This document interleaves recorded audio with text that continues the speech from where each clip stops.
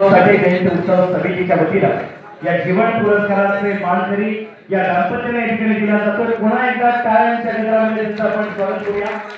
सोबतच सुप्रसिद्ध व्याख्याते सन्माननीय प्राध्यापक शरद गायकवाड सर यांना देखील विनंती आपण व्यासपीठावर यावं।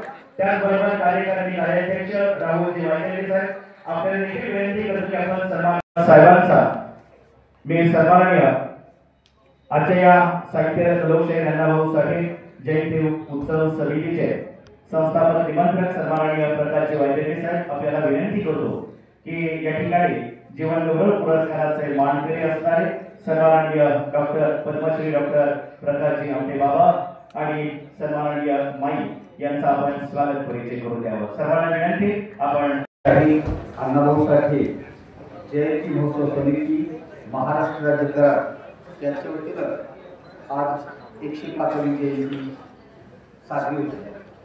या कार्यक्रमाचं स्वरूप आता काल मैत्री झालं आणि आता समाज प्रबोधन मिळाला सोहळा।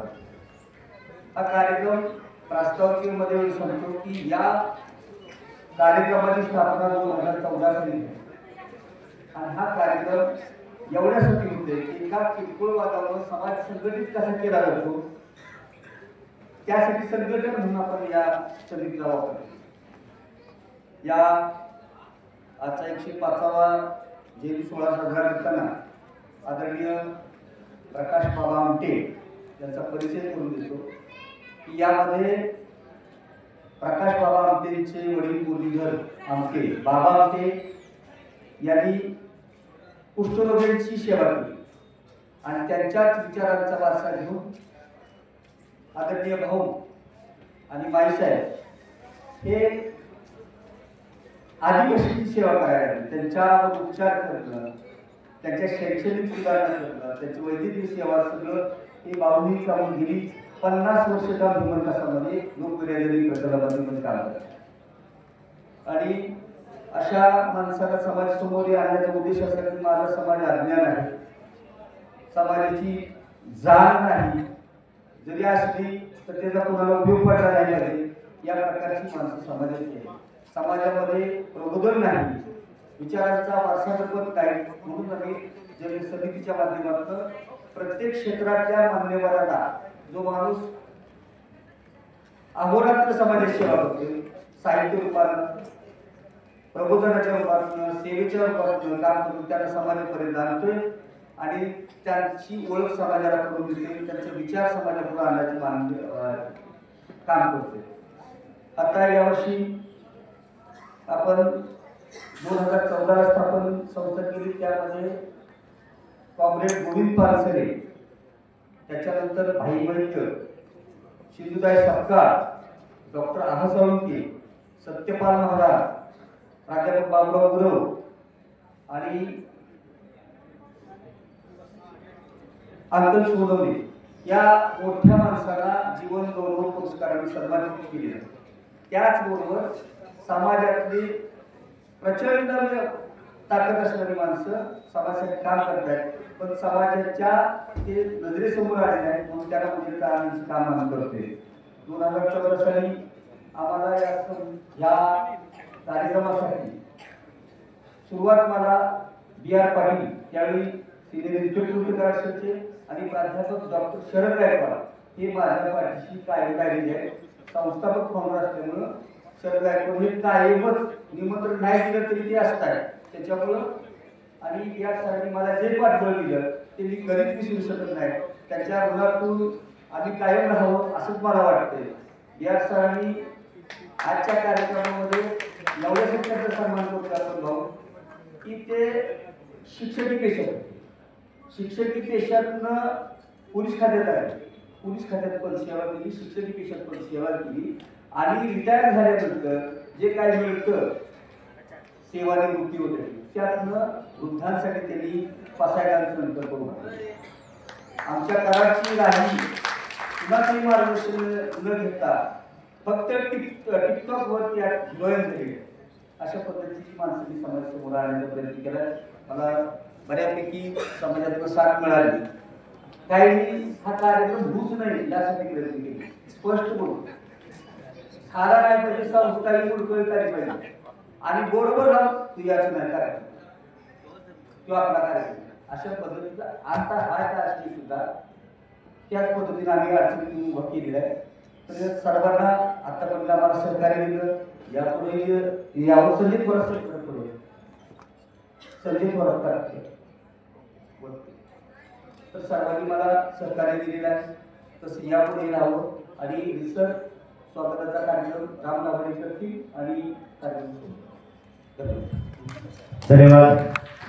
तू साल पुढं तुला भीती कोणाची परवा कशाची असे चांगले कार्यक्रम करत असताना अनेक संकट येतात, परंतु त्याच्यावर मात करण्यासाठी अगदी पूर्ण पडला संसार पुरस्काराचे मानकरी, परंतु व्यासपीठावर एक प्रमुख अतिथी म्हणून सर्वप्रथम या ठिकाणी उपस्थित असलेले आपल्या सर्वांचे आदर्शवंत व्यक्तिमत्व आणि त्यांच्या सुविद्य पत्नी आदरणीय माई म्हणजेच डॉक्टर सौ मंदाकिनी आमटे या उभयतांचा सत्कार मी माझ्या तालुक्यामध्ये कसा येथे त्यांनी हा लोकविहारी प्रकल्प सुरू केला आणि खऱ्या अर्थानं आपल्या रुग्णात बाबा आमटे यांनी आनंदवान कुष्ठ रोग्यांसाठी ही केलेली स्थापना त्याचा आदर्श वसा आणि वारसा पुढे नेण्याचं काम अशा या जीवनगौरव पुरस्काराचे मानकरी आणि आता व्यासपीठाचे प्रमुख अतिथी म्हणून या ठिकाणी आपण त्याचा सत्कार करतो. सन्माननीय पद्मश्री डॉक्टर प्रकाश आमटे बाबा आणि सन्माननीय डॉक्टर मी सन्माननीय कार्याध्यक्ष राहुल वायदे यांना विनंती करतो की प्रमुख वक्ते प्राध्यापक डॉक्टर शरद गायकवाड सर यांच्या ठिकाणी आपण सत्कार करावा. आपले देखील सहर्ष स्वागत आहे.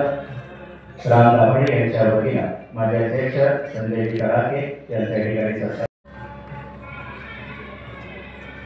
यानंतर आता या समाज प्रबोधन मेळाव्याचे वक्ते सन्माननीय डॉक्टर शरदजी गायकवाड सर यांना विनंती करतो की आपण या संमेलनाच्या या दुसऱ्या सत्रामध्ये आपण या ठिकाणी मार्गदर्शन करावं. सिद्धार्थ गौतम बुद्ध, तीर्थंकर महावीर, सम्राट अशोक, राष्ट्रसंत कबीर, महात्मा बसवेश्वर, चक्रधर स्वामी,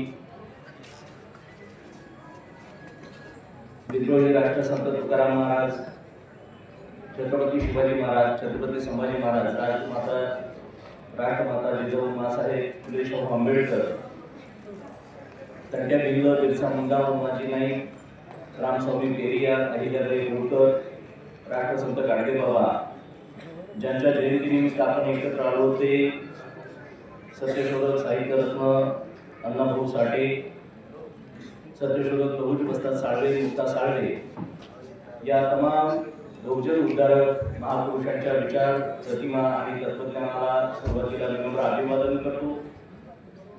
आज या कराड शहरामध्ये सत्यशोधक अण्णाभाऊ साठे यांची 105वी जयंती आहे.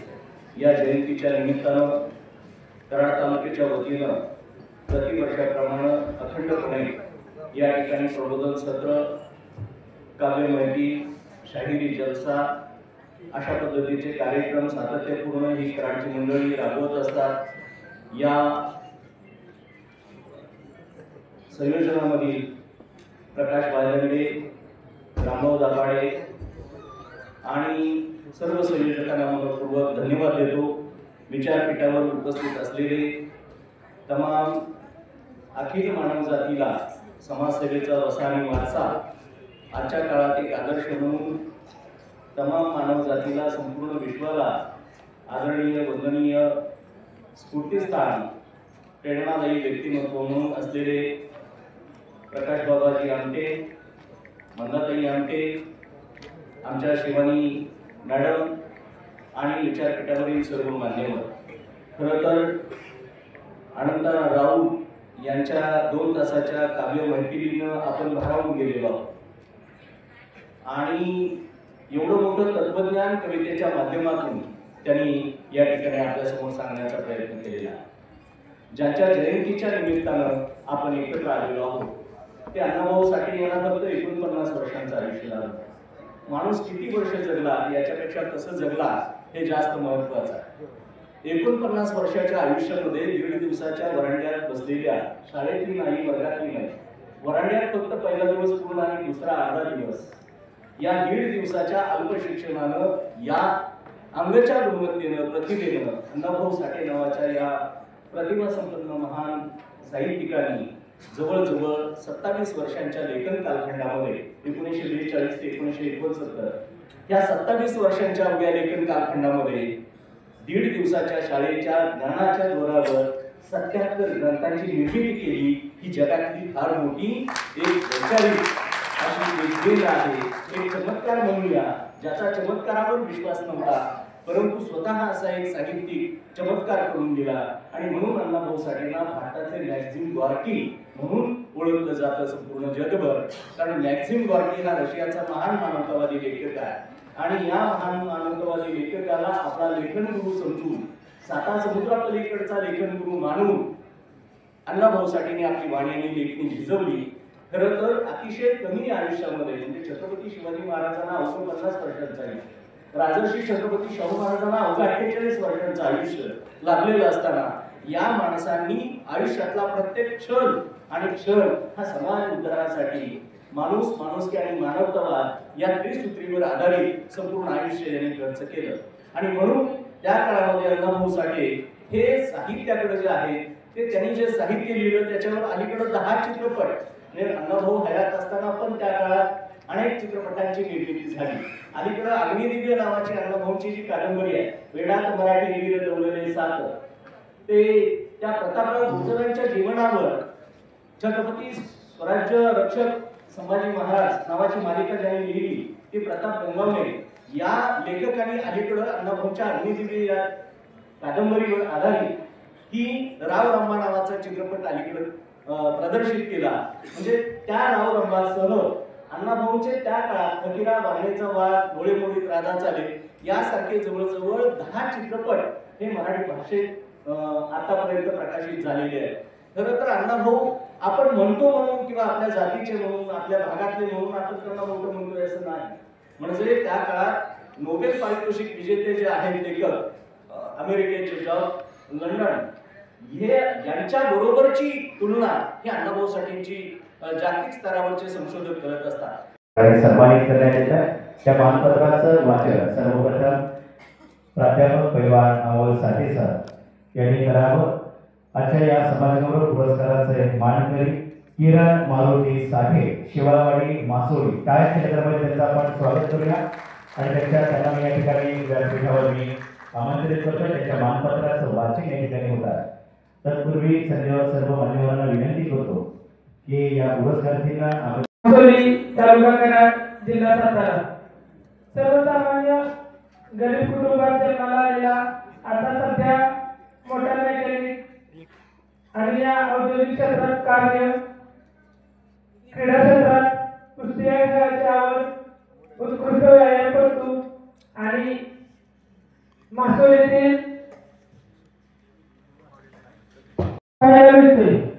सदस्य तर ज्योतिर्लिंग नेहरू अंगणवाडी मंडळाचे सदस्य म्हणून आपण उल्लेखनीय कार्य करत आहात. आपल्या समाजकार्यासाठी आपली सामाजिक मानसिकतेची दखल घेऊन आपण समाजगौरव 2026 या पुरस्काराने सन्मानित करण्यात येत आहे. धन्यवाद. पुरस्कारार्थींचं हार्दिक अभिनंदन. समाजगौरव पुरस्काराचे ठरलेले मानकरी किरण मारुती साठे, शिववाडी, मासोळी, तालुका कराड, जिल्हा सातारा, आपलं समितीच्या वतीने मनपूर्वक हार्दिक अभिनंदन. धन्यवाद. यानंतर पुढील पुरस्कार कुशल क्रीडा प्रशिक्षक मंत्री बुद्रुक, तालुका शिराळा, जिल्हा सांगली यांच्या मानपत्राचे वाचन करतात प्राध्यापक अमोल साठे सर. त्यामुळे या ठिकाणी सन्मानपूर्वक व्यासपीठावर पुरस्कार स्वीकारण्यासाठी आमंत्रित करतो. थोडासा वेळ झाल्याने थोडंसं आपण सहकार्य करा अशी अपेक्षा. पुरस्काराचे मानकरी आहेत. आता ज्यांना वसंतराव पाटील यांना आपण जो पुरस्कार देत आहे त्याचे स्वीकार करत आहे. माननीय पैलवान श्री वसंतराव पाटील, वस्ताद, कुशल क्रीडा प्रशिक्षक, मंत्री बुद्रुक, तालुका शिराळा, जिल्हा सांगली. क्रीडा, सामाजिक, शैक्षणिक, सांस्कृतिक व कला क्षेत्रात उल्लेखनीय कामगिरीच्या बळावर राष्ट्रीय स्तरावर आपल्या कार्याचा ठसा उमटवला आहे. मंत्री बुद्रुक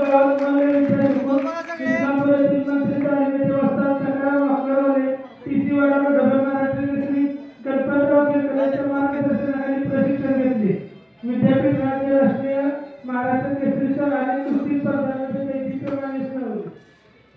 धन्यवाद. आता या कार्यक्रमाला घेऊन आपण डॉक्टर जगन्नाथ हनुमंत सोनवणे, चिखली, तालुका कराड, जिल्हा सातारा.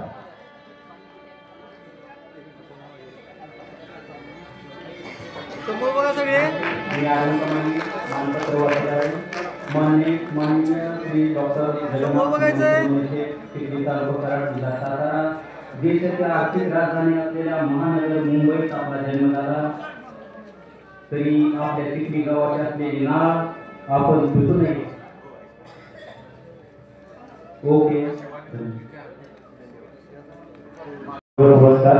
पुरस्कार के सन्माननीय जावेदभाई नाईकवडी, सामाजिक कार्यकर्ते कराड.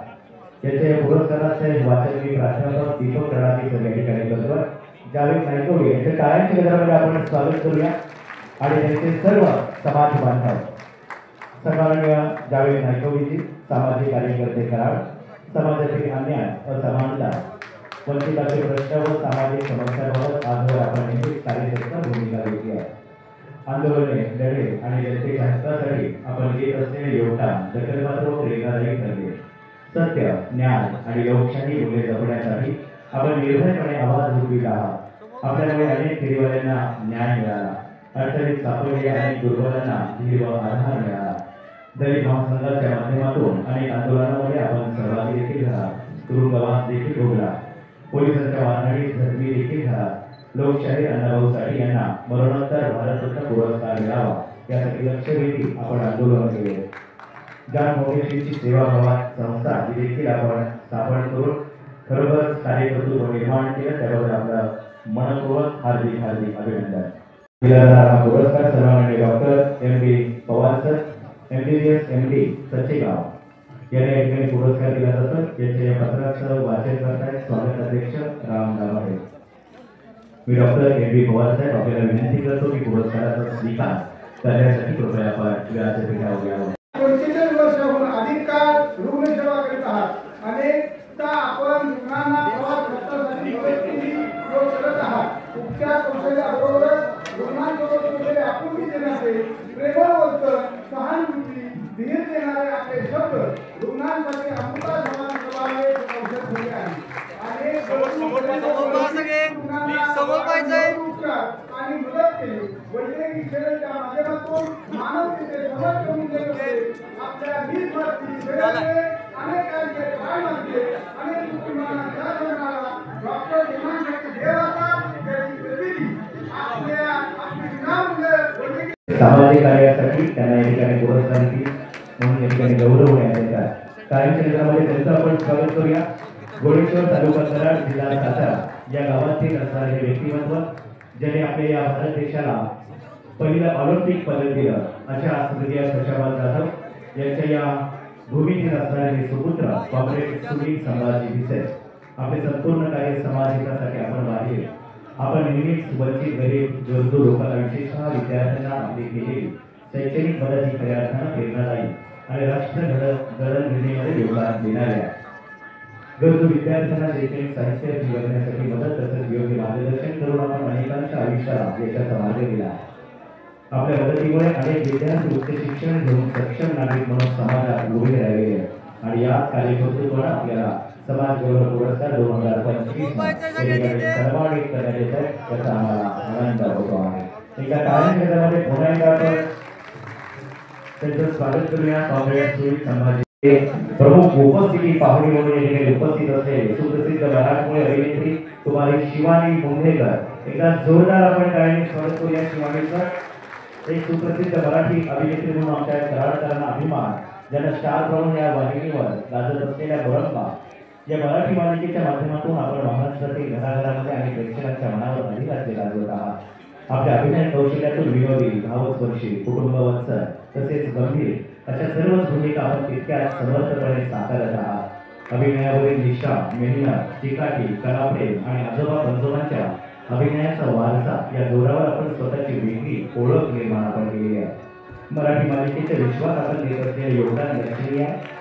आपण अभिनयामुळे प्रेक्षकांचे मनोरंजन तर होते, पण त्याचबरोबर समाजातील जाणीव, संवेदना बळकट होण्यासाठी आपण हातभार लावित आहात। आपल्या या कलात्मकतेची दखल घेऊन आपला समाज गौरव पुरस्कार 2025 ने सन्मानित करताना आम्हाला आनंद होतो। एकदा सर्व तालुका शाहूवाडी जिल्हा कोल्हापूर आपल्या कविता केवळ रंजन आणि शब्दांचा खेळ नाही तर समाजातील विचार वास्तव दर्शवणारं चित्र साहित्य रत्न लोकशाही अण्णाभाऊ साठे यांच्या विचारांचा प्रवाह गतिमान करणारी व एक प्रकारे मानव मुक्तीच्या लढ्याला साथ देणारी काव्य चळवळच आहे आणि आपल्या या दीर्घ कविता संवेदनशील समाज घडवण्यामध्ये हातभार लावणारी आहे।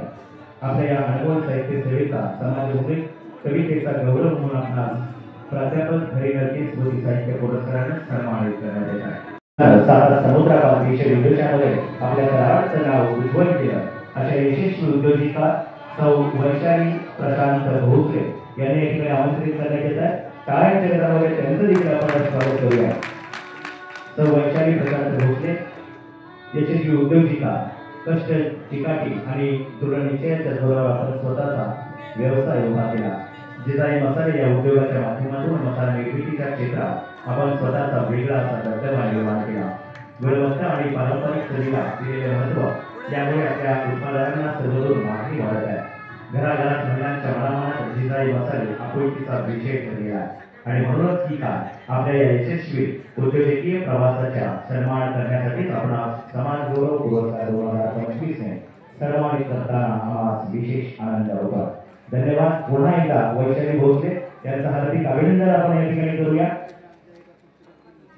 कराड तालुक्याला एक भाग्याचे लाभलेले कर्तव्यदक्ष सदस्य नायक आणि निग्रह नायक या वाक्याला अनुसरून असणारे आमच्या सर्वांचे लाडके ज्यांनी खऱ्या अर्थाने या ठिकाणी वरिष्ठ पोलीस निरीक्षक म्हणून भूमिका बजावली असे निवृत्त पोलीस उपाधीक्षक सन्माननीय भगवानराव तथा BR पाटील साहेब यांना समाज गौरवाने या ठिकाणी पुरस्कार देऊन सन्मानित करण्यात येत आहे।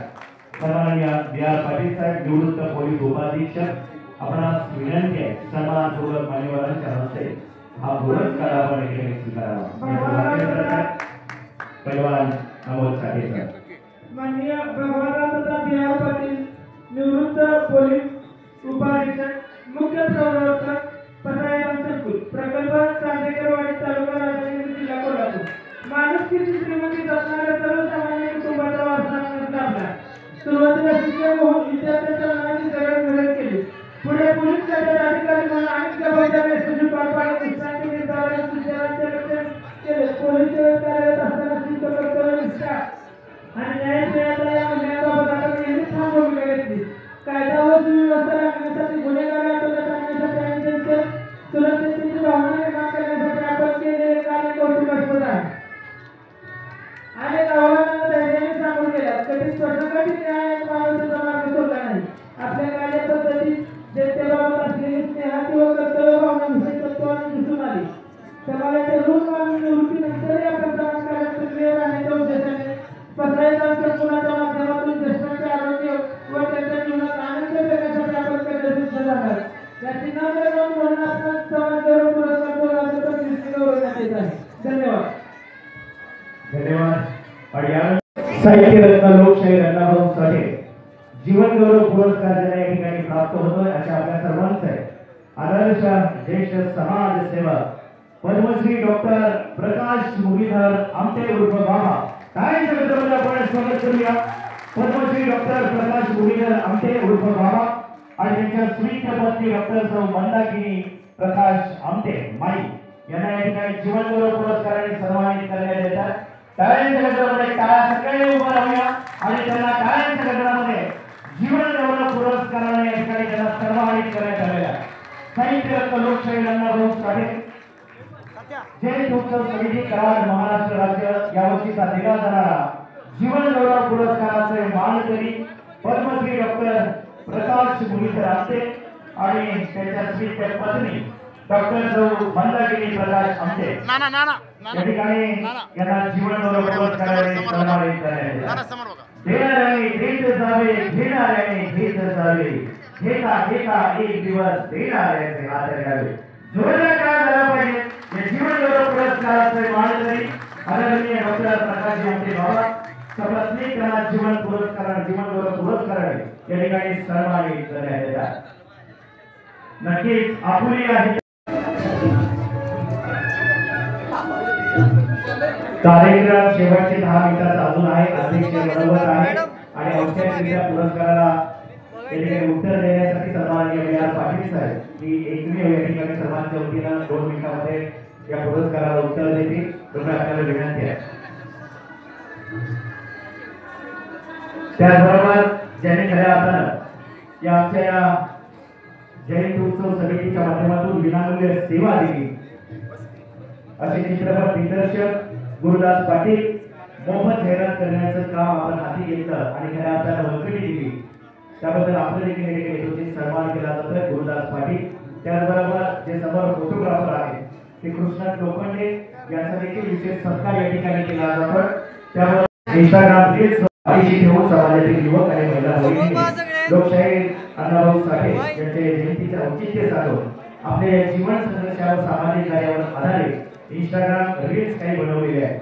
इतके लोकप्रिय झाल्या की तब्बल 15 लाखांपेक्षा जास्त त्यांना या ठिकाणी इंस्टा व्ह्यूअर्स मिळालेले आहेत. त्याचबरोबर समाजातील युवा पिढीला देखील त्यांनी नगर परिषद कर्मचारी, त्याचबरोबर अजय मधुकर भोसले सर शिक्षक, त्याचबरोबर Vaibhav Ramesh Bhosale sir Royal Academy, त्याचबरोबर नितीन लक्ष्मण भोसले सर कला आर्टिस्ट आणि सर्व सहकलाकार महिला, सुनेत्रताई आठवले नगर परिषद महिला कर्मचारी, त्याचबरोबर ललिता मोरे नगर परिषद महिला कर्मचारी, अमिता वाघमारे नगर परिषद महिला कर्मचारी, आपल्या सर्व कलामंडळाचं हार्दिक अभिनंदन. आपण इंस्टाग्रामद्वारे लोकशाहीर अण्णाभाऊ साठे यांची महत्त्व साठे जयंती महोत्सव समिती महाराष्ट्र राज्य कराड यांच्या वतीने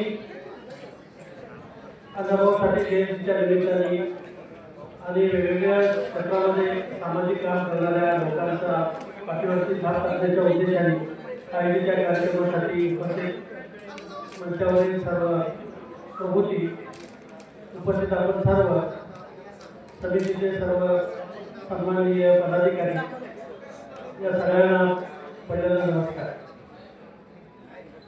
84 लक्ष जन्मानंतर एक मनुष्य जन्म प्राप्त होतो अशी आपली भावना आहे. या मनुष्य जन्मामध्ये सेवा नावाची गोष्ट आपल्यासोबत असते आणि ती करण्याची जरुरी आहे आणि ती करत असतो. कोणी नोकरीच्या निमित्ताने करतो, कोणी व्यवसायाच्या निमित्ताने करतो, कोणी व्यासन म्हणून करतो, तर कोणी वेळ म्हणून करतो. आपल्या समोर आज ज्या प्रकृती आहेत ज्या जीवनगौरव पुरस्काराने सन्मानित करण्यात आलेल्या आहे त्या दोघांबद्दल मी काही सांगणं म्हणजे मुंगेरी सूर्याचं वर्णन केल्यासारखं होईल. जे जगामध्ये जे सगळं चांगलं आहे ते सगळं त्यांच्या वाट्याला यावं, निरोगी आरोग्यदायी आयुष्य त्या डोळ्यांना लाभावं अशी भावना या निमित्ताने मी करतो. जगातल्या सुंदर आणि अत्यंत चांगल्या गोष्टी माणसाला पाहता येत नाही किंवा त्यांना स्पर्श करता येत नाही, त्या हृदयाला वाटायला लागतात. आज माझ्यासारख्या सेवानिवृत्त पोलीस अधिकाऱ्यांनी वसायला नावाच्या माध्यमातून ज्येष्ठांच्या सेवेसाठी जो हात घातलेला आहे त्याच्यासाठी आपल्यासारख्या अनेकांचे हात माझ्या सोबत आहेत. सगळ्यांच्या सहकार्यातून त्याची निर्मिती होत आहे. साधारण 2 महिन्यानंतर या उपक्रमाला प्रत्यक्षात सुरुवात होईल आणि ज्येष्ठ सेवा काय असते याच्याबद्दलचं एक आदर्श उदाहरण डोळ्यापुढे मांडावं, जगापुढे आणावं अशी भावना या निमित्ताने आम्ही केलेली आहे. ज्येष्ठांचा कमी होत असलेला आदर तो निर्माण व्हावा, त्यांची काळजी घेतली जावी, त्यांची सेवा केली जावी आणि त्यांच्या जीवाचं संरक्षण व्हावं, सुरक्षा निर्माण व्हावी या भावनेचं या ठिकाणी बसायला ते निमित्त आलेले आहे. भाऊ मला या समितीला एवढं सांगावं असं वाटतं की आता शिकवण करायची सुरुवात आहे आणि आपण पहिलाच पुरस्कार या आमच्या पदाधिकाऱ्यांसाठी दिलेला आहे. त्याबद्दल आपलं ऋण व्यक्त करावं तेवढं थोडं आहे. या निमित्ताने आपल्या समाजाकडून ज्या काही अपेक्षा आहेत आपल्या सगळ्या कुटुंबियांच्याकडून या सगळ्यामध्ये आपल्या कुटुंबियांचा त्याग आहे महत्त्वाचा, कुटुंबियांची सोबत आहे महत्त्वाची, तर ते सगळं पूर्ण होईल अशी भावना या निमित्ताने व्यक्त करतो. आपण पाठीवर मारलेली थाप लक्षात ठेवू अशी भावना या निमित्ताने व्यक्त करतो. पुनश्च आपला आभार मानतो. आम्ही थांबतो. आदरणीय आमदारांचं आशीर्वाद आमच्या पाठीशी राहावा अशी भावना या निमित्ताने व्यक्त करतो. आम्ही थांबतो. धन्यवाद. शाहीर अण्णाभाऊ साठे यांना अभिवादन करतो. या जयंती महोत्सवातर्फे ज्यांनी गेल्या 5 वर्षापासून सातत्याने आग्रह धरला, प्रकाशदादा भायदंडे, मंचावरील उपस्थित सर्व मान्यवर, कार्यक्रमाला उशीर झाला मला कल्पना आहे, पण या सगळ्या जीवनगौरव पुरस्कारासाठी मी आपल्या समितीचे, आपल्या सर्वांचे आभार, मनापासून आभार. आम्ही दोघंही ज्या ठिकाणी आम्ही काम करायला गेलो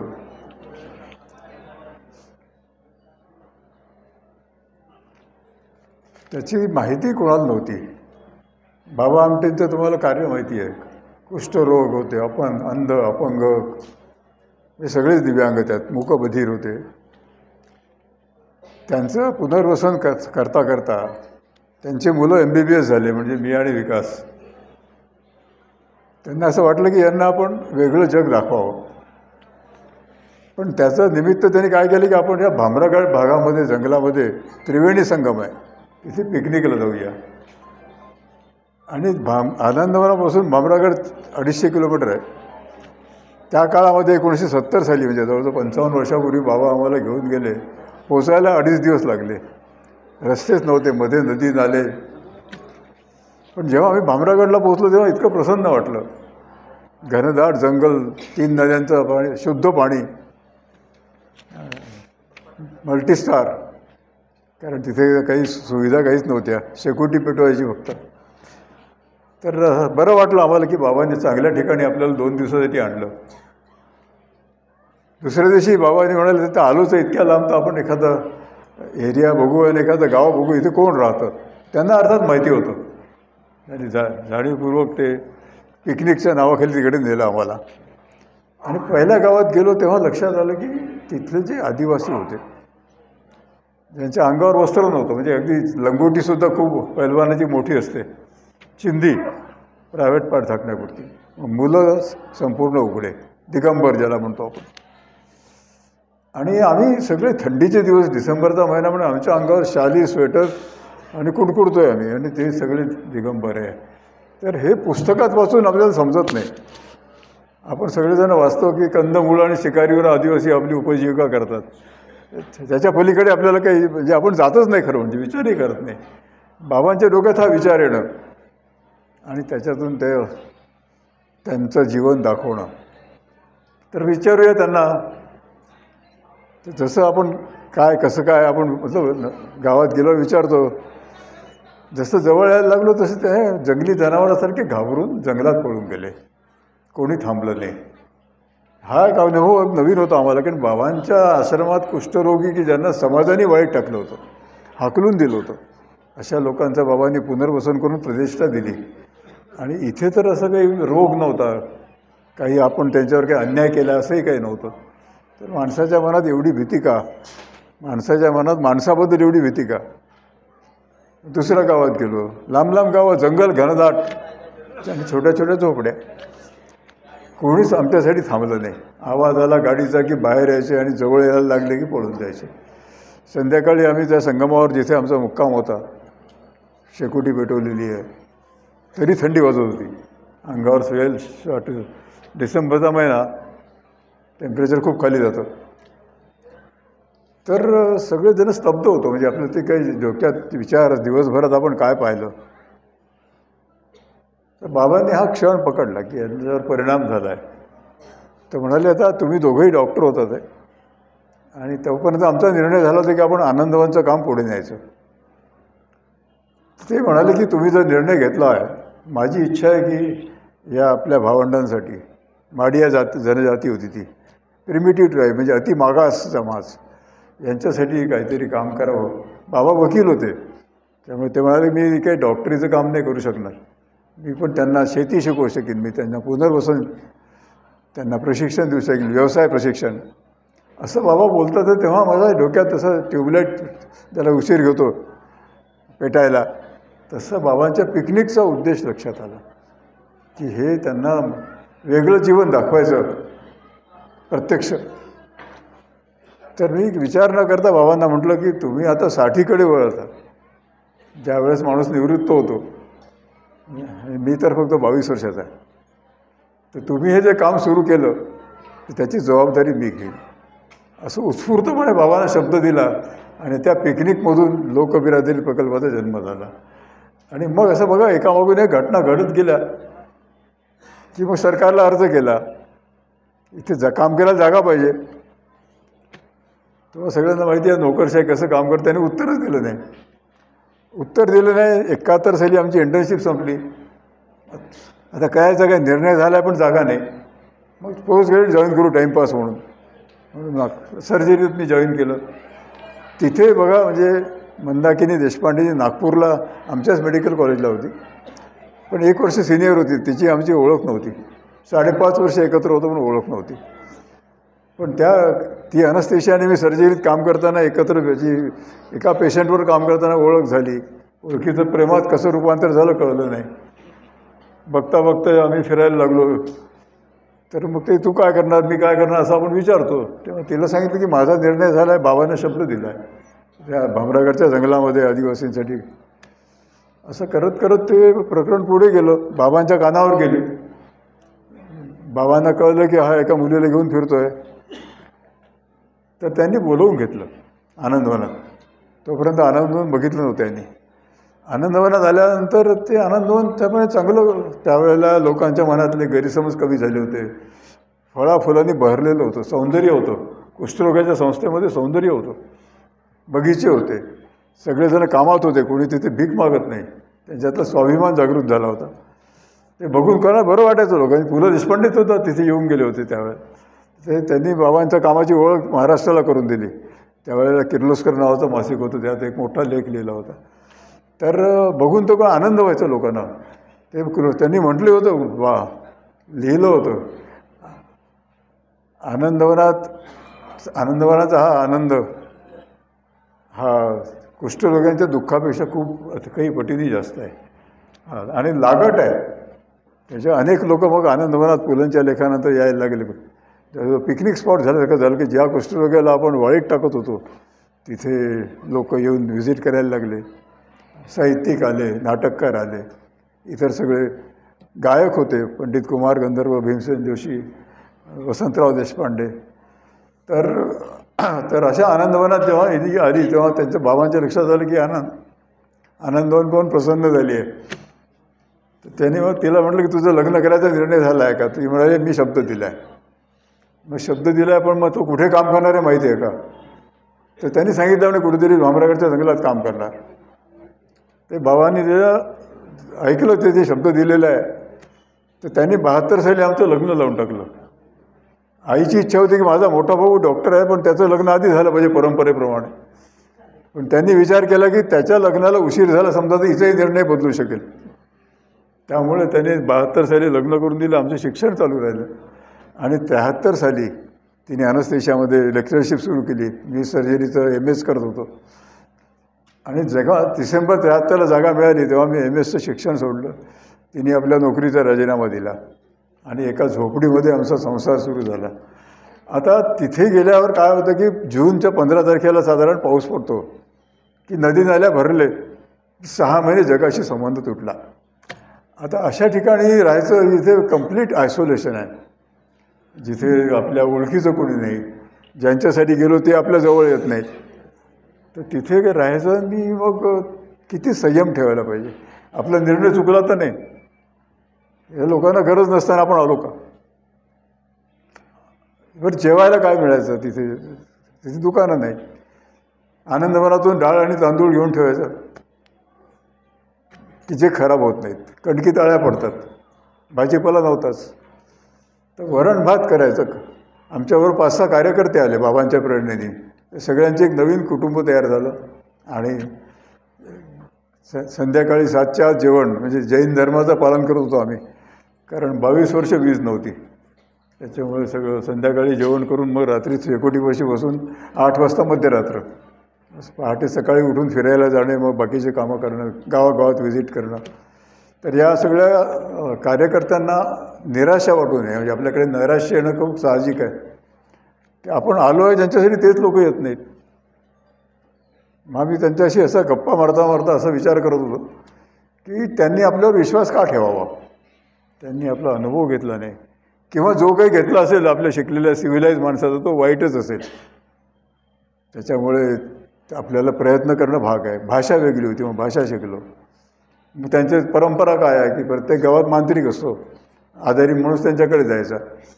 मग ते लहानसहान रोग बरे होतात, पण जो खरा सिरियस आहे तो बरा होत नव्हता. तो त्यांना सांगायचा आता याला घेऊन जा, आता देवाच्या मर्जीवर. तर आम्ही असं फिरता फिरता आम्हाला असे असहाय्य रुग्ण झोपडी पुढे पडलेले दिसायचे.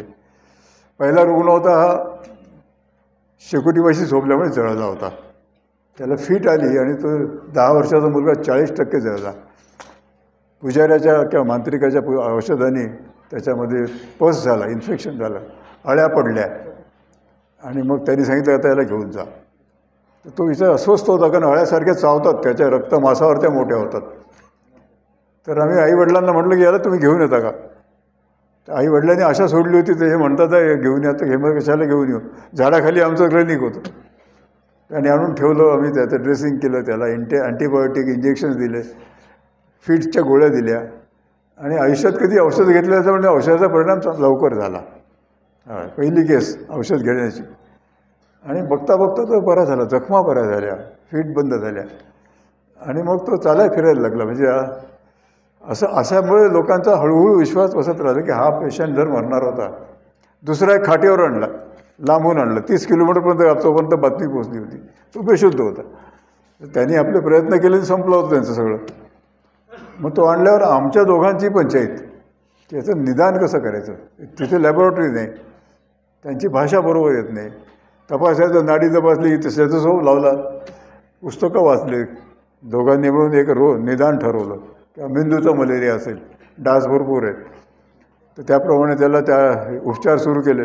रात्रंदिवस आमचा एक माणूस बाजू त्याच्या शेजारी राहायचा. तिसऱ्या दिवशी त्याने डोळे उघडून हालचाल सुरू केली. आमचा माणूस धावत आला, भाऊ म्हणे आपलं पेशंटने हालचाल सुरू केली. आणि तो नंतर दुसऱ्या दिवशी उठला, थोडंसं खाल्लं प्यालं आणि 5व्या दिवशी ती खाट खांद्यावर घेऊन चालत गेला 30 किलोमीटर. तर ही काय होतं की याच्यामुळे त्याच्या लोकांमध्ये जाहिरात झाली की जो माणूस आपल्या दृष्टीने मरणार होता, हेमल कशाला दिलं, त्यांच्या औषधाने बरा झाला. म्हणजे आणखी एक आपल्याला पर्याय मिळाला. याचं काय झालं की थोडंसं मांत्रिकांना थोडंसं त्यांना नॅचरली त्यांना असं वाटलं की आता आपल्या बोटावर पाय येतो काय. पण आम्ही काही त्यांचा विरोध नाही केला, कारण त्या वर्षानुवर्षाची परंपरा आहे त्यांची, आपण काय कंपल्शन नाही आहे. पण मांत्रिकाची मुलगी आजारी पडली आणि तिला सलाईनची गरज होती, कारण ते गॅस्ट्रोएंटरायटिस, त्याला हागवणाने उलट्या झाल्या तर त्याला सिरियस पेशंट होतं. त्यांनी रात्री उचलून आणलं की म्हणजे माझी मुलगी आजारी आहे, हिला बरं करा. आम्ही त्याला सलाईन लावलं, औषधं दिले, सकाळपर्यंत ती बरी झाली. तर तो म्हणाला मी आता घेऊन जातो हिला, कारण त्याला असं म्हणत दाखवायचं नव्हतं की मी सुद्धा इथे येऊन. आम्ही म्हटलं राहू द्या, आणखी चांगली बरी होईपर्यंत 2 दिवस थांब. दिवसा येणाऱ्या पेशंटला दिसलं होतं की हा मांत्रिक पण आपले नातेवाईक किंवा मुलीला इथे घेऊन आला म्हटल्यावर त्यांचा विरोध कमी झाला. आणि मग असं करता हळूहळू आम्ही म्हणजे जरा संयम ठेवल्याने काम असं गावागावात पसरत गेलं. तर 150 किलोमीटरपासून 2 वर्षामध्ये जवळजवळ 1000 गावाचे 50,000 पेशंट आपल्या OPDला यायचे. रात्रंदिवस चालू. मग काही आम्हाला निराश यायचे कारण नाही, कारण वेळच नव्हता. आणि पण सगळ्या प्रकारचे रोग होते. हाडं तुडायचे, कोणी अस्वलीने हल्ले केले, साप चावलेले केसेस आहे, डिलिव्हरीसाठी पेशंट यायचे. तर या सगळ्यांचा उपचार करायचे आपण आपल्या मर्यादेप्रमाणे करायचे, कारण त्यांना दुसरीकडे नेताच येत नव्हतं. शहरात नेणं कठीण होतं, रस्ते बंद आहे. ट्रान्सपोर्ट म्हणजे खाटेवर टाकून उचलून आणलं कावड. त्याच्यामुळे मग आमच्या लक्षात आलं की एक तर आता औषधामुळे आपल्याला संबंध आला लोकांचा. शिक्षण अजिबात नाही. सगळे जे नोकरदार होते ते बाहेरचे होते. फॉरेस्टचे गार्ड असतात, तलाठी असतात, त्या भागात जे कॉन्ट्रॅक्टर्स आहेत, यांना शिक्षण नसल्यामुळे यांना काही माहितीच नव्हतं. नोकऱ्या असतात, आपल्या काही योजना आहे, आदिवासी विभागाच्या योजना त्यांच्याबद्दल पोचल्याच नाही. मग आमच्या सगळ्या कार्यकर्त्यांनी विचार केला की आपण शाळा सुरू करू. मग त्या 76 साली 2.5 वर्षांनी आपण शाळा सुरू केली. त्याला परत लोकांचा विरोध, आमचे मुलं तुम्ही आमच्या घरी ठेवणार आपल्या आणि परत नाही करणार. मग त्याचं उद्देश काय तुमचा, त्या पैसे तर नव्हते, आपण पैसे कोणाकडून घेते नव्हतो. मग तुमचा उद्देश काय, म्हणजे चांगलं काम करण्याला सुद्धा उद्देश लोकांना सांगावा लागतो. पण मग 25 मुलं म्हटलं तुम्ही दवाखान्यात यायला इतका वेळ लावला, तुम्हाला संशय होतं, आता तुम्ही हजारून येता, तेव्हा एक संधी आम्हाला द्या. तुमच्या मुलांना शिक्षित करू, बरं वाटलं तर ठीक आहे, नाही तसं 25 मुलं आले, त्यातले काही जण पळून गेले कारण त्यांना ते डिसिप्लिन आवडली नाही. पण जे राहिले त्यांना असं वाटलं की इथे नुसतं शिक्षण नाही, त्यांची भाषा मराठी आहे. आमच्या शिक्षकांना माडिया शिकावं लागली, माडियातून मराठी शिकवली त्यांना. 2 वर्षानंतर ते मराठी बोलायला लागले आणि मग आपले पाठ्यपुस्तकं त्यांना समजायला लागले. तर त्या मुलांना आवडलं की इथे नुसतं शिक्षण नाही, शेती शिकवतात. त्यांना शेती माहिती नव्हती, आपल्याकडे तिथे जमीन होती, मग त्याच्यावर भाजीपाला कसा लावायचा, फळझाडं कशी लावायची. त्या मुलांना शिक्षित करून त्यांच्या शेतावर प्रयोग केले, डेमॉन्स्ट्रेशन प्लॉट.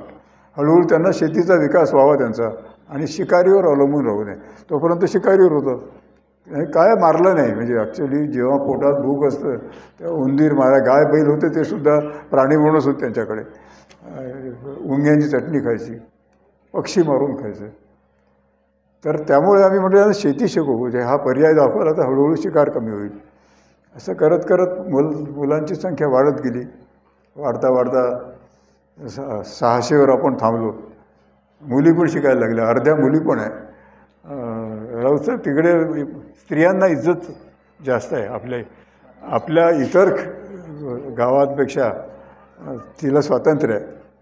लग्न झाल्यावर नवऱ्याने त्रास दिला तर पंचायतीमध्ये ती सांगते की हा नवरा मी सोडणार आहे आणि तिला कोणी जबरदस्ती करू शकत नाही. फक्त त्यांचे काय ते दंडबिंड असं खर्च केलेला वसूल करतात. त्यांची पंचायत असते, त्यात सगळे त्यांचे निर्णय तिथे पंचायतीत होतात. ही चांगली सिस्टीम होती ती. स्त्रियांना स्वातंत्र्य आहे, ती दुसरा नवरा करायला मोकळी. तर अशा या संस्कृतीचंही जतन व्हावं, पण त्यांचं कुपोषण कमी झालं पाहिजे, त्यांची शिकार कमी झाली पाहिजे, चांगले त्यांना नोकऱ्या मिळाव्या. असं करत करत आपण शिक्षण जेव्हा वाढवलं तेव्हा 76च्या बॅचचे 3 मुलं 12वी झाले. त्याने आनंदवनात पाठवलं कारण आपल्याकडे 12वी नव्हती. त्यातलं एक जण मेडिकल कॉलेजला गेला आणि तो डॉक्टर झाला, स्त्रीरोगतज्ञ. म्हणजे पहिला बॅचचा पहिला मुलगा मेडिकल कॉलेजमध्ये डॉक्टर होऊन परत आला. नुसताच परत नाही आला, तो आपल्या जिल्ह्यात परत येऊन त्यांनी नोकरी सुरू केली. तर सगळ्या लोकांना म्हणजे त्या पंचक्रोशीत सगळ्यांना माहिती झालं की हा मुलगा ज्याची परिस्थिती आपल्या इतर मुलांसारखी परिस्थिती आहे, आईवडिलांना अंगावर कपडे नाही, खायला अन्न नव्हतं, पण संधी मिळाल्यावर तो आपल्या भाऊ बहिणीपेक्षा मोठा डॉक्टर झाला. मग शिक्षणाबद्दल जागृती झाली. मग आता आज इतक्या वर्षामध्ये जवळजवळ आता 52 वर्ष झाले पूर्ण. त्याच्यामध्ये 25 डॉक्टर झाले आहेत, 10-15 वकील आहेत, इंजिनियर आहेत, IITला गेले आहेत काही जण वेगवेगळ्या क्षेत्रामध्ये. आणि स्पोर्ट्समध्ये आधीच ते काटक असतात पण त्यांना ट्रेनिंग नव्हतं, तेव्हा त्या आपल्याकडे एक कोच मिळाला. आपल्याकडे सगळं काम व्हॉलेंटियर्सनी, स्वयंसेवक आहे सगळे, ते व्हॉलेंटियर आपलं काम करायला येतात. तर त्या कोच चांगला मिळालं, त्याच्यामुळे आपले 3-4 मुलं नॅशनलला गोल्ड मेडलिस्ट आहे. आणि त्यांचं खेलो इंडिया सिलेक्शन झालं. खेलो इंडिया सिलेक्शन झालं म्हणजे पुढे जर प्रॅक्टिस केली त्यांनी चांगली तर ऑलिम्पिकमध्ये सिलेक्शन होऊ शकतं. तर या मुलांच्या गावामध्ये आजही रोड नाही आहे. 2025मध्ये वीज नाही, रोड नाही. आईवडिलांना माहिती नाही की मुलगी भुवनेश्वरला ट्रेनिंग घेते आहे, ती विमानाने फिरते, तिला 4 लाखाची स्कॉलरशिप आहे. पण ही जागृती झाली. सांगायचा उद्देश काय की नुसते प्रयत्न करत राहिलो आम्ही, अपेक्षा काही ठेवल्या नाही कोणाकडून. निरपेक्ष सेवा करायचं काही ठरवलं नव्हतं, करणं कठीण पण असतं. पण जेव्हा मी दोन ते प्रसंग सांगितलं की खाट्यावर टाकलेला माणूस सिरियस बरा झाला आपल्या प्रयत्नाने, जाताना तो आपली खाट खांद्यावर घेऊन धन्यवाद न म्हणता चालला गेला, तेव्हा आम्हाला थोडंसं वाईट वाटलं की आपण रात्रंदिवस याच्यासाठी कष्ट केले नाही आणि धन्यवाद पण नाही म्हटले. तर मग आम्ही जास्त अभ्यास केला त्यांच्या संस्कृतीचा. तर आदिवासी संस्कृतीमध्ये एकमेकाला मदत करणे हा त्यांचे धर्म आहे. अडचणीत कोणी असेल तर पूर्ण गाव त्याला मदत करते आणि मग त्याचं बरं झाल्यावर त्याला दुसऱ्या मदत करायला तो मोकळा. म्हणजे हे परंपरेने चालू आहे वर्षानुवर्ष. हा धन्यवाद शब्दच नाही, कशासाठी धन्यवाद म्हणायचं, एकमेकाला मदत करणे धर्मच आहे. ते जेव्हा कळलं आम्हाला तेव्हा असं आमच्या ते थोडंसं जे होतं दुःख ते पूर्ण संपलं आणि निरपेक्ष सेवेचा आनंद आम्ही गेले 52 वर्ष घेतो आहे. त्याच्यात कोणाकडून काही अपेक्षा केली नाही, ना आदिवासींकडून ना तुमच्यासारख्या समाजाकडून. पण या कामामुळे राऊत साहेबांनी बरंच कौतुक केलं आमचं प्रत्येक ठिकाणी. पण या जगाने प्रेम दिलं. खूप जणांचे खांद्यावर हात आहे आम्ही त्यांच्या तर त्याच्यामुळे हे काम प्रकल्प खरं म्हणजे चालू आहे. मी कधी कोणाकडे पैसे मागायला गेलो नाही, ते जमलंच नाही आम्हाला. सरकारच्या मंत्रालयात पाय नाही ठेवलं, तेही नाही जमलं. राजकारणापासून दूर, धर्मापासून दूर, मानवता एक धर्म पुरे काम करायला तेवढाच पुढे, त्याच्या बेसिसवर हे काम पुढे चालू आहे.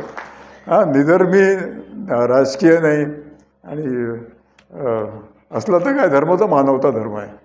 याच्यासाठी आम्हाला असंख्य कार्यकर्ते मिळाले. काही जण परमनंट असतात, काही जण एक एक वर्षासाठी येतात, त्यांच्या मर्यादा असतात प्रत्येकाच्या. पण आपल्या कामातून प्रेरणा घेऊन बऱ्याच ठिकाणी, बाबांच्या कामातून प्रेरणा घेऊन छोटे छोटे NGOs तयार केले.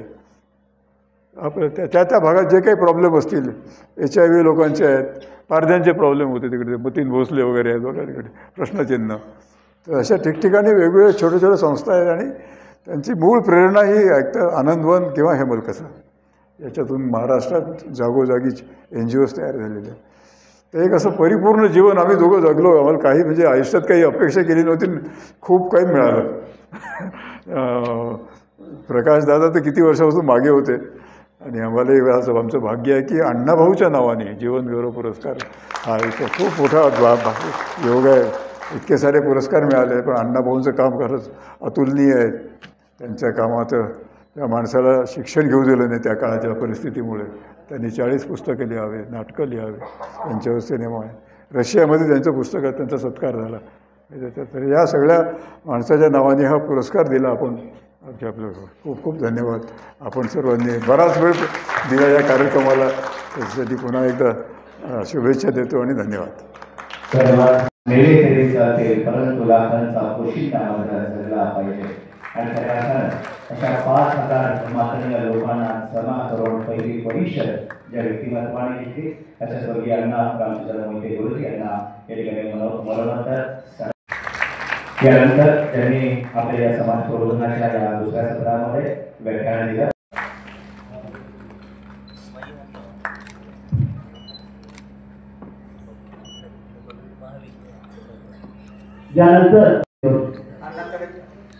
यानंतर दुसरे सूत्रसंचालक रेड्डीमुंडू गावचे सुपुत्र प्रसिद्ध वक्ते रामभाऊ सातपुते समोर येत आहे. रामभाऊ सातपुते व जाहिरात मोफत जाहिरात दिली, त्यांचाही या ठिकाणी विशेष सन्मान केला जात आहे. फोटोग्राफर कृष्ण लोखंडे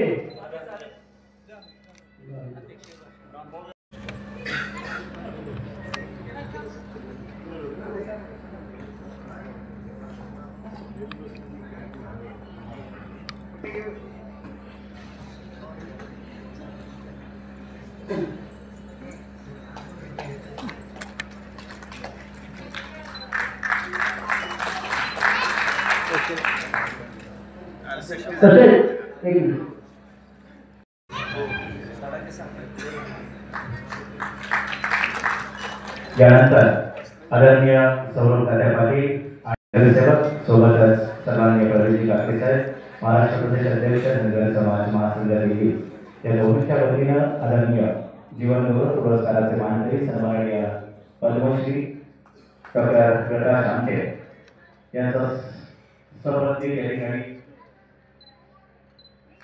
सर्वांचा सन्माननीय पद्मश्री डॉक्टर प्रकाश आमटे, त्याबरोबर सन्माननीय नितीनजी आवळे उपाध्यक्ष RPI.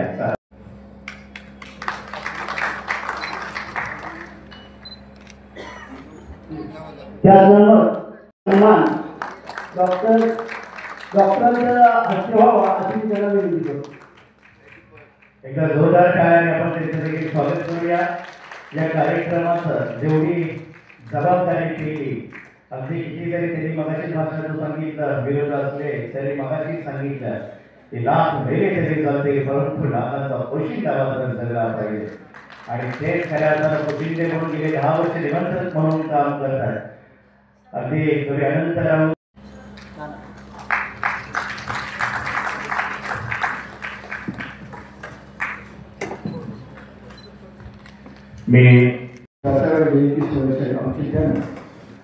जीवनगौरव पुरस्कारासाठीच्या विशेष समारंभामध्ये मंचावरती दिल्यानंतर आजचे सन्माननीय पुरस्कार पद्मश्री सन्माननीय प्रकाशजी आमचे आदरणीय वहिनी साहेब या अत्यंत उंचीवर गेलेल्या सोहळ्यासाठी आलेले सर्व मान्यवर आणि बंधू भगिनी,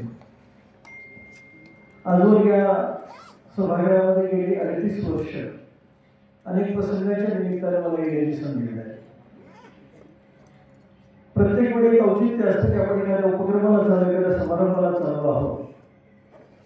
परंतु आज ज्या ऋषितुल्य व्यक्तिमत्वाचा परिस्पर्श आम्हाला लाभला, मी प्रकाशराव आपलं मनपूर्वक अभिनंदन करतो की अत्यंत आव्हानाच्या उंचीच्या माणसाचा आपण आज सत्कार करता. ज्या उदात्त हेतूने यशवंतराव चव्हाण साहेबांच्या संकल्पनेतून हे सभागृह पुढे पिढी साहेबांनी उभं केलं, त्यामागची भावना हीच होती की समाजातली जी उत्तुंग मान्यवर मंडळी आपल्या कार्यालयामध्ये यावी आणि त्यांच्या कार्यातून थोडासा तरी संदेश घेऊन आपण पुढे कार्यरत व्हावं. आमच्या कुटुंबियांचं योगदान हे संपूर्ण भारतवर्षासाठी एक अभिमानाचा, गौरवाचा आणि विशेष सन्मानाचा असं योगदान आहे. एका अत्यंत श्रीमंत असणाऱ्या कुटुंबामध्ये मुरलीधर देवीदास आमटे दादा बाबांचा जन्म झाला.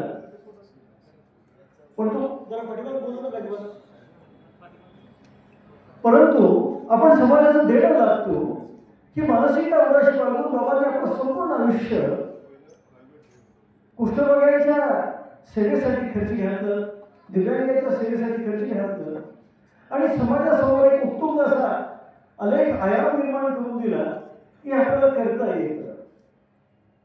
आणि त्यांची पुढची पिढी तितक्याच सक्षमतेने कार्यरत राहिली. असं म्हणतात की जे वेदांना सांगता येईल ते सांगण्याचं सामर्थ्य वेदनेमध्ये आहे आणि ती वेदना सांगण्याचं काम हे बाबांनी केलं. आज त्यांची पुढची पिढी, त्यांची पुढची पिढी आज देणं लागते आहे.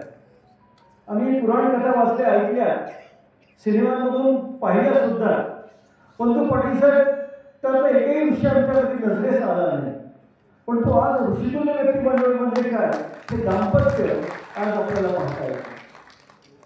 आम्ही जेव्हा इतिहासाचा, भूगोलाचा अभ्यास करतो तर कुठेही गंगेचा आणि कृष्णेचा संगम झाल्याचं मी ऐकलेलं आहे. परंतु आज मंदाकिनी आणि कृष्णेचा संगम आज कराडमध्ये घडतो आहे. वहिनीसाहेब आपण आला, आम्ही कृतकृत झालो.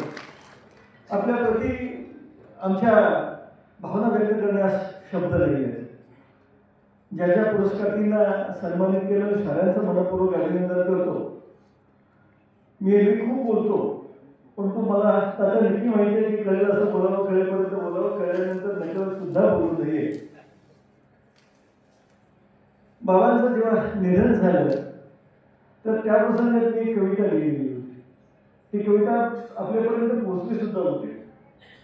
तीच कविता मी फक्त व्यक्त करतो आणि आम्हाला या परिसस्पर्शातून आपल्या जीवन कार्यामध्ये आनंद शोधण्यासाठी, समाजाच्या सर्वांगीण उन्नतीसाठी एक करता येईल का ते करावं हा प्रयत्न आपण करूया. 2015 साली माझं प्रकाशित झालेलं एक पुस्तक आहे, काही स्फुट आणि एक कविता. ती एकमेव कविता राऊतसाहेब मी लिहिलेली होती. मला माहीत नाही नेमकं काय लिहिले, परंतु बाबा आमच्या जाण्यानंतर जी वेदना मनाला झाली ती वेदना मी कवितेत लिहिलेली आहे. तेवढी कविताच ऐकवणार आणि मी माझा अध्यक्ष म्हणून थांबवणार आहे. कवितेचं शीर्षक आहे सत्वर परत या. बाबा तुमचं असणं आम्हाला कळलंच नाही, बाबा तुमचं असणं आम्हाला कळलंच नाही, बाबा तुमचं जाणं तरी आम्हाला कळेल काय. सेवा त्याग म्हणजे संस्कृती आम्हाला कळलीच नाही, सेवा त्याग म्हणजे संस्कृती आम्हाला कळलीच नाही. स्वार्थ नव्हे संस्कृती आम्हाला कळेल काय. बाबा तुमच्या हाती परीस दडला होता, बाबा तुमच्या हाती परीस दडला होता, बरं झालं असता आणखी कुष्ठ दडला असता. आनंदवनाचे मावळे म्हणून बागडलो असतो, आनंदवनाचे मावळे म्हणून बागडलो असतो. ताईंच्या सावलीत विकासाचा प्रकाश अंगावर घेत घडलो असतो. आनंदवनाचे मावळे म्हणून बागडलो असतो, ताईंच्या सावलीत विकासाचा प्रकाश अंगावर घेत घडलो असतो. बाबा तुमच्या जाण्याला स्वर्गलोक खुशीत आहे, कारण स्वर्गलोक एक चांगला बॅट्समन आपल्याकडे असं त्यांची मानसिकता आहे. बाबा तुमच्या जाण्याला स्वर्गलोक खुशीत आहे. स्वागता स्वर्गाच्या सीमेवरील गांधी बाबा, मदर तेरेसा आणि गाडगे बाबा अरविंद उभी आहे. रमणार नाही तुम्ही तिथे, रमणार नाही तुम्ही तिथे. भीती इंद्राला आहे, कारण तुम्ही इंद्राला सुद्धा कामाला लावणार आम्हाला ठाऊक आहे. रमणांमध्ये तुम्ही जिथे भीती इंद्राला आहे, डोईवरी पाठी त्याच्या खरा तर मेहनती हाती दिसतो आहे. परत या बाबा, परत या बाबा, आम्हाला लेकरांना पोटात घ्या. परत या बाबा, आम्हाला लेकरांना पोटात घ्या.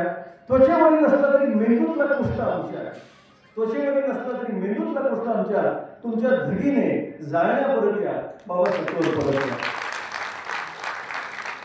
मला माहिती आहे की महापुरुष जात कधीच नाही, त्यांच्या कार्यानं आपल्यापर्यंत सुदैव असतात. पण समजून सुद्धा आम्ही त्या मार्गाला चालण्याचा प्रयत्न करत नाही, हे मोठं सामाजिक अपयश आहे. आणि म्हणून प्रवीणजींनी पुन्हा एकदा सांगितलं की आपण प्रकाशजी, आपण साऱ्या मंडळींनी हा एक परिसस्पर्श आपल्या कार्यानगरीमध्ये आपण या निमित्तानं आणला. मी सभागृहाच्या वतीनं अध्यक्ष आहे, अध्यक्ष खूप मोठं पद आहे मला माहिती आहे, परंतु जेव्हा आषाढीला पंढरपूरला लक्षावधी वारकरी जमतात, चुकून एखाद्या वारकऱ्याला अग्रपूजेचा मान मिळतो, तो आज प्रकाशी तुम्ही मला अग्रपूजेचा मान दिला, मी संयोजकांच्या प्रती कृतज्ञता व्यक्त करतो. आणि पुन्हा एकदा समस्त कराडकरांच्या वतीने आपल्याला वंदन करतो आणि थांबतो. जय जिथे दिव्यत्वाची प्रतीची तेथे कर माझे जुळती. हे नक्कीच वी आर पाटील सरांचं वाक्य मला आता परत एकदा लक्षात आलं, कारण साहेब आमचे जाताना गेले, पण मला हे वाक्य जाताना नक्कीच घेऊन गेले. यानंतर एक छोटासा सत्कार कर्नल संभाजीराव पाटील, संस्थापक अध्यक्ष, विजय दिवस समारोह समिती कराड यांच्या वतीने या ठिकाणी गौरव ग्रंथ संपादक प्राध्यापक DS खोत, सहसचिव या विजय दिवस समारोह समितीचे सर्व पदाधिकारी यांच्या वतीने या ठिकाणी जीवन गौरव पुरस्काराचे मानकरी सन्माननीय पद्मश्री डॉक्टर प्रकाश बाबा आमटे यांच्या या ठिकाणी सत्कार केला जातो.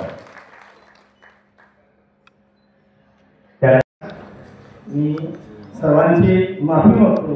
काही अपघाती कारणामुळे या तिसऱ्या सत्राचा कार्यक्रम जो चंदन गावाचा होता तो भोजनाची व्यवस्था केली आहे, तिचा आस्वाद सर्वांनी घ्या. लोकशाही आढावासाठी जयंती महोत्सव समिती महाराष्ट्र राज्य कराड 2025-2026 या जयंती महोत्सवाचा कार्यक्रम शांतता समारंभाचे आणि आभार प्रदर्शनाचं काम माझ्याकडे सोपवलेलं आहे. आभार व्यक्त करताना मन भरून येतं.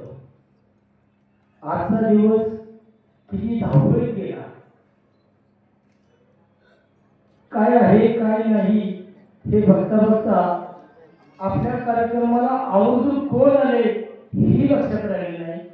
तर सर्वप्रथम त्या मान्यवरांचं मी माफी मागतो की आमच्या समितीच्या वतीने त्यांचा सत्कार झालेला नाही, याची दक्षता पुढच्या वेळी जरूर घेऊ अशी मी हमी देतो. आमच्या कार्यक्रमाला गेले 7 वर्ष प्रयत्न करतोय की बाबा आमचे प्रकाश बाबा आमटेंनी उपस्थिती द्यावी. काही कारणामुळे त्यांचे कार्यक्रम व्यस्त असतात, त्यांच्या तारखा मिळत नाही. अशा कारणाने आणि मध्यंतरीचा 2 वर्षाचा कोरोनाचा काळ या कारणामुळे 7व्या वर्षी आपल्याला हे या कार्यक्रमाला जीवन गौरव पुरस्कारासाठी रत्न लाभलं आणि त्यांनी वेळात वेळ काढून प्रत्येक आमच्या कार्यक्रमाला शोभा वाढवली. त्याबद्दल मी त्यांचे धन्यवाद व्यक्त करतो.